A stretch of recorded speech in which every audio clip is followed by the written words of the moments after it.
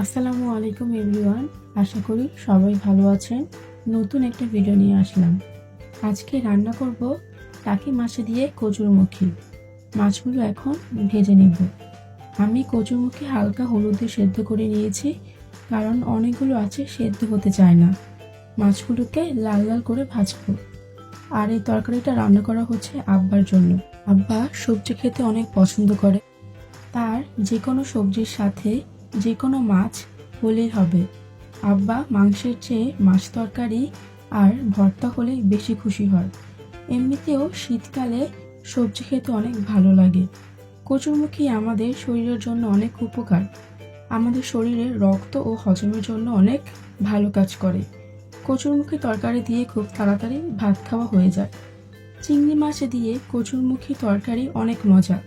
আমার খেতে অনেক ভালো লাগে। আব্বা ঝাল আর মাখা মাখা তরকারি পছন্দ করে।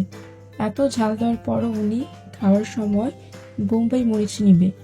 বোম্বাই মরিচ ছাড়া উনি ভাত খেতেই পারে না। আব্বার জন্য রান্না করা তরকারি দিয়ে আমরা অনেক সময় ভাত খেতে পারি না, এত ঝাল হয়।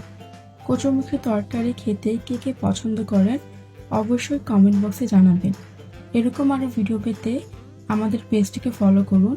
আমাদের ভিডিওটি দেখার জন্য অসংখ্য ধন্যবাদ।